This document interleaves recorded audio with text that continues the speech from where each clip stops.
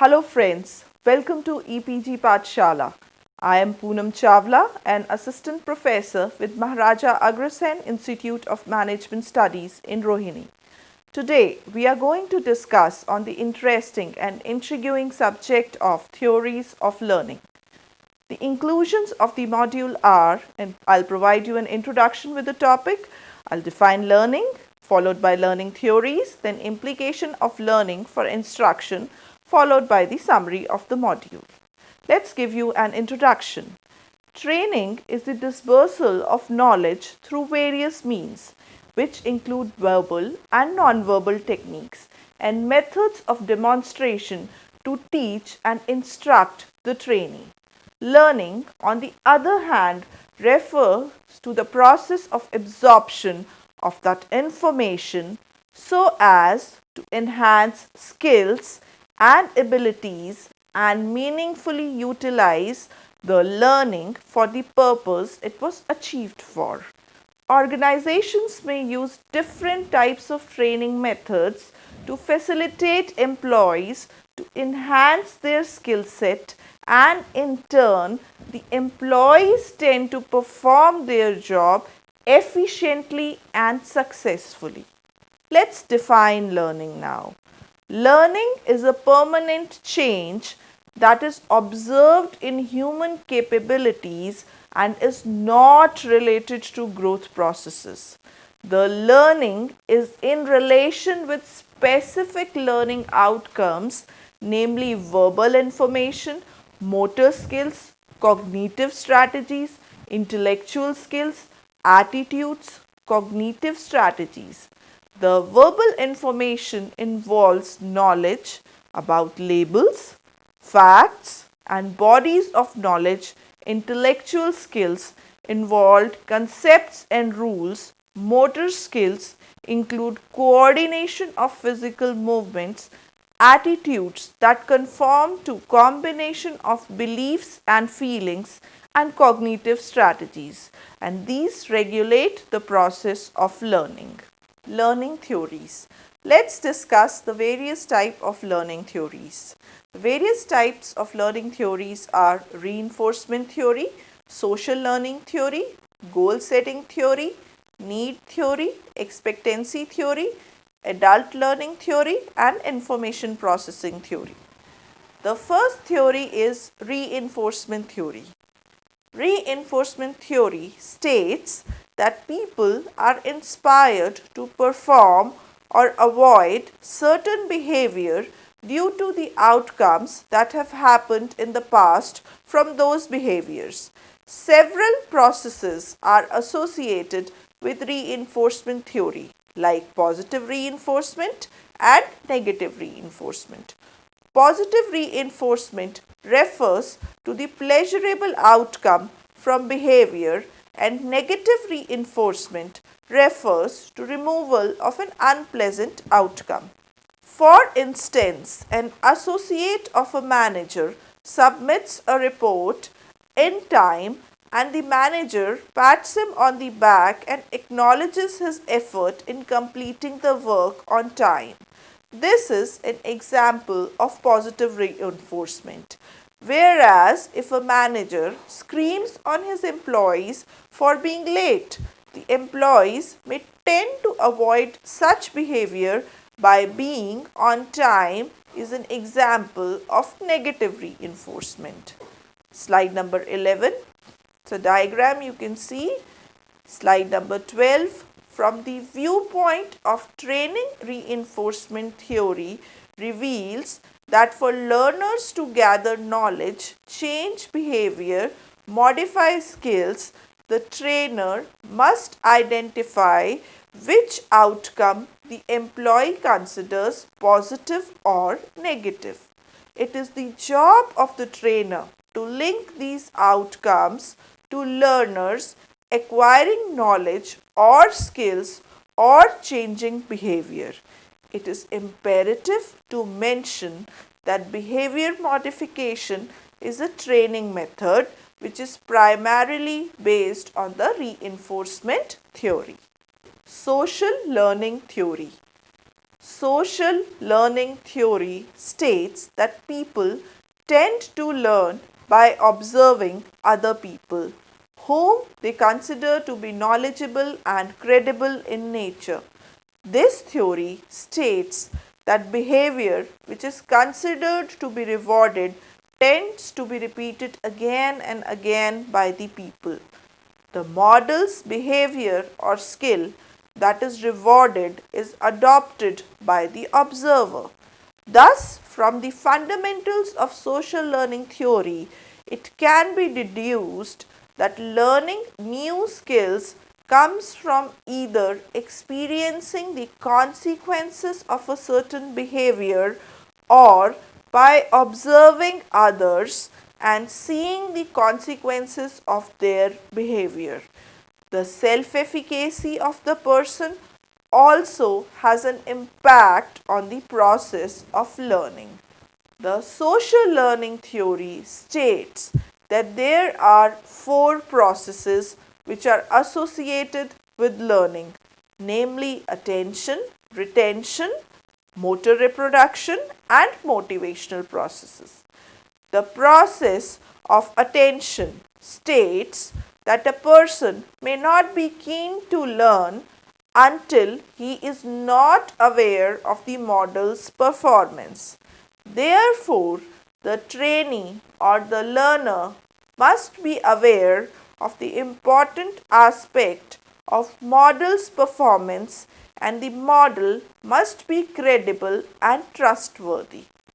Lastly, the learner must have the sensory capability to observe the model, and a learner who has already learned other skills by observing the model is more likely to attend the model. The second step is retention, which states that learner must have the capacity to remember the behavior or skills that they observe, and they must be able to code skills in an organized manner in their memory. This coding can be in the form of visual images or verbal statements. Motor reproduction involves and incorporates to try out the new behavior and observe the results that are similar as they were reinforced in the model. It is necessary and imminent to mention that reproduction will be dependent on the retention of skills or behavior. Learners may adopt a modeled behavior if it results in positive outcomes, and social learning theory states that behavior that is motivational is to be repeated by the learners. Social learning theory is the fundamental of behavior modeling training and has influenced the development of multimedia training programs.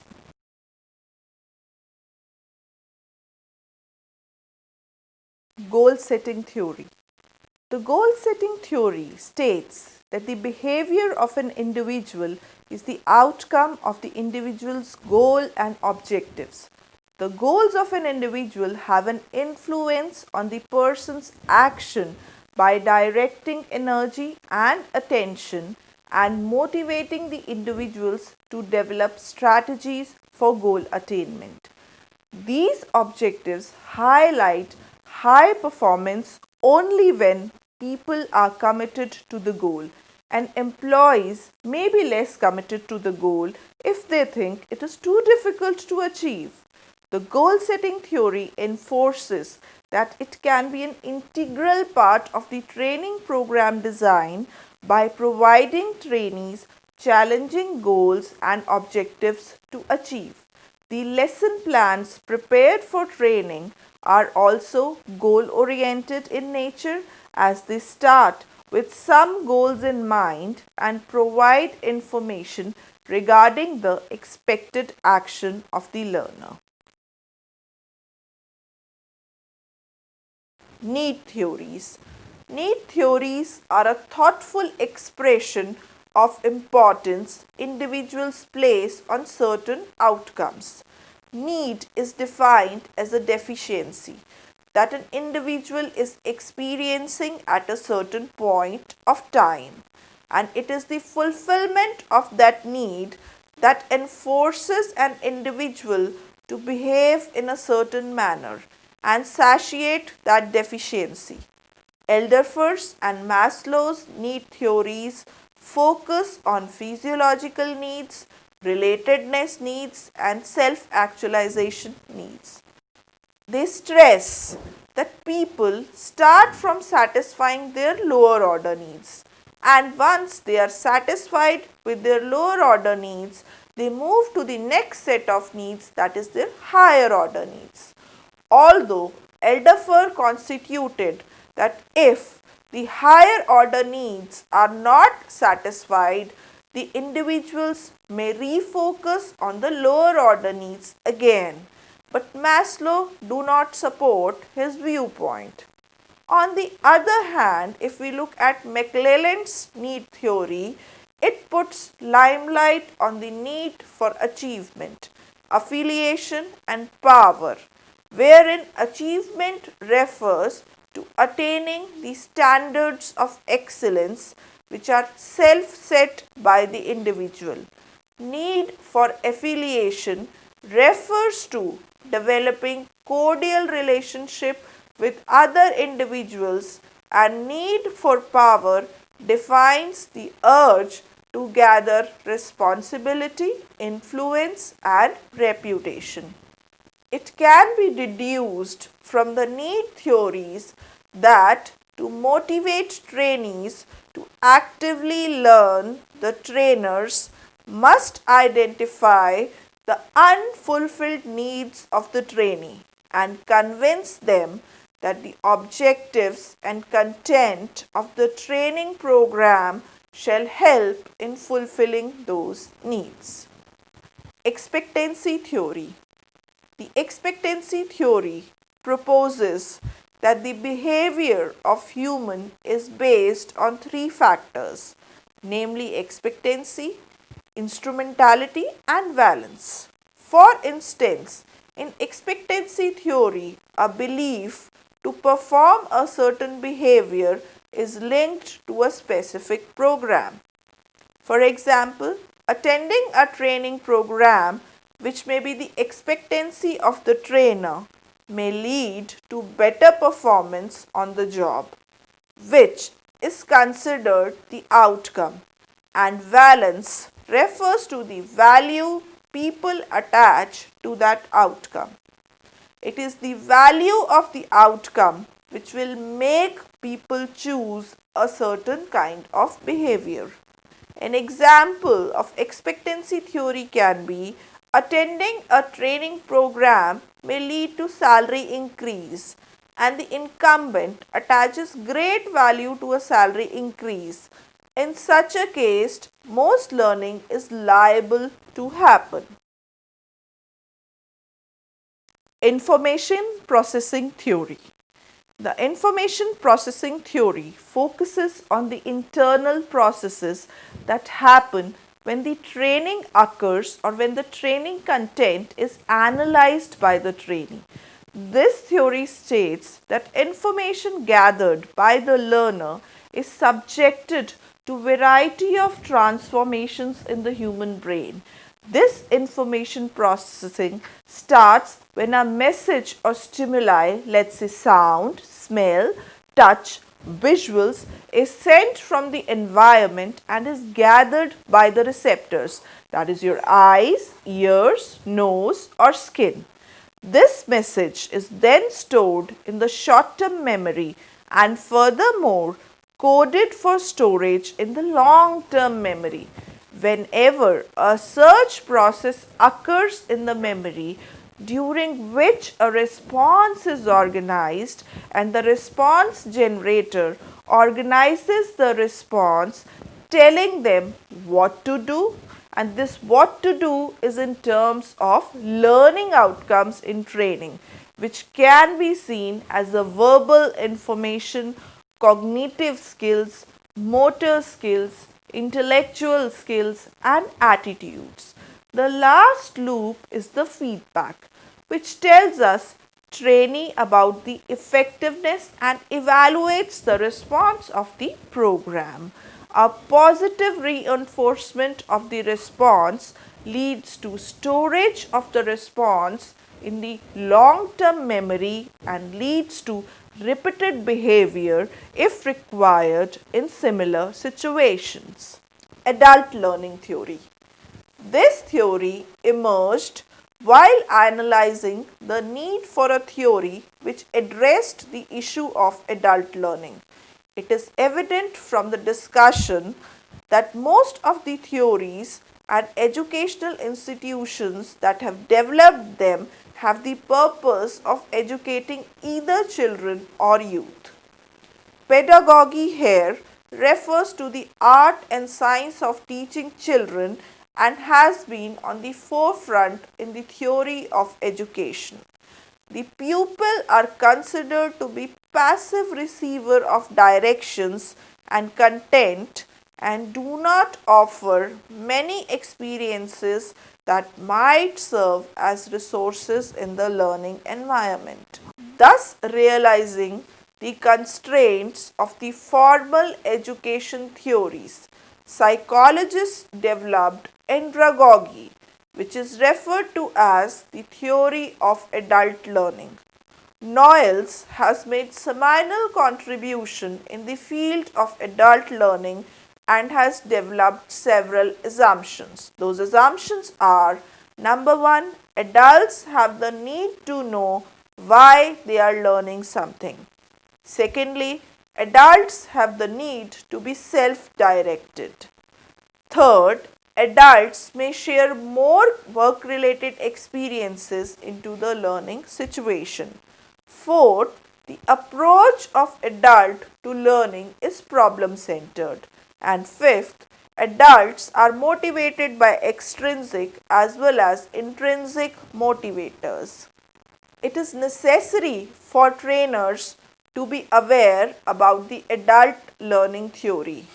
As for training programs, the target audience is usually adults, and many of them might not have spent much time in formal education scenario. The primary fundamental of adult learning theory is mutuality, which suggests that both the trainer and the trainee should be actively involved in the developing and creating experience and ensuring that learning occurs. Implications of learning process for instruction. Now, there are certain implications of learning process when a trainee is given instruction.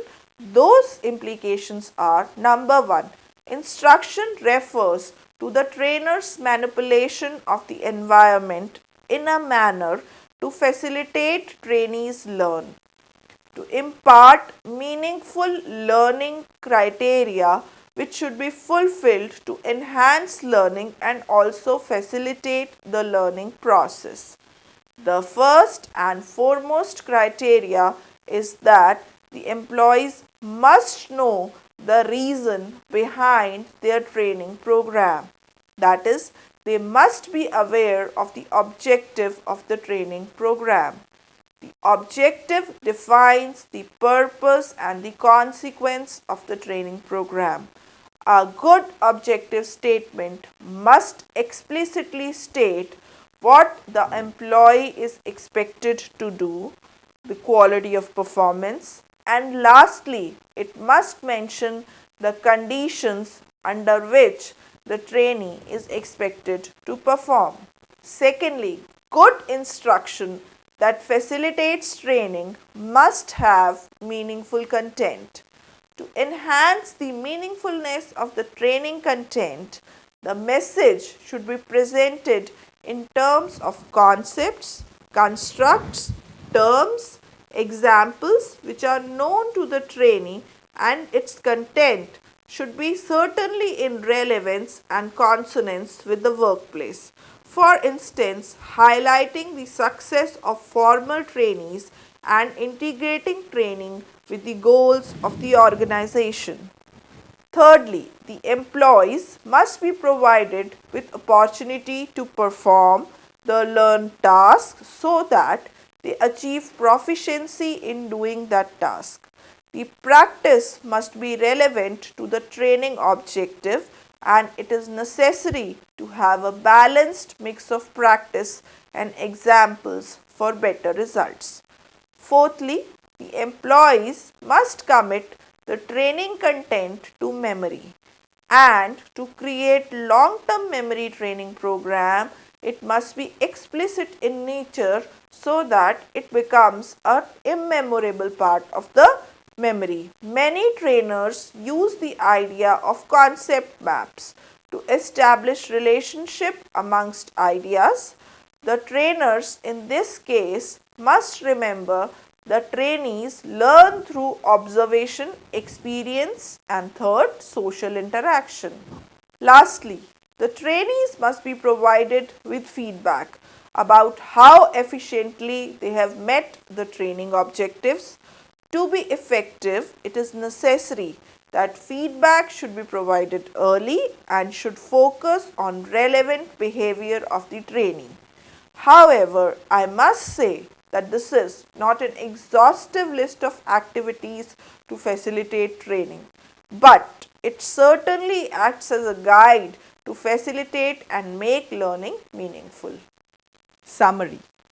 This module explicitly states that for training to be efficient and effective, learning must occur.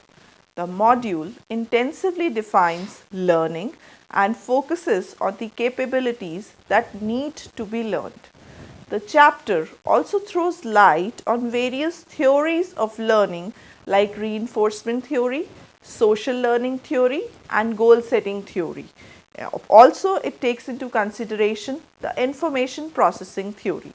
The module then focuses on the learning cycle and identifies the 4 steps that exist in the learning process, and also details about the various learning styles that the trainers can adopt if they are aware of the strengths and weaknesses of their trainee.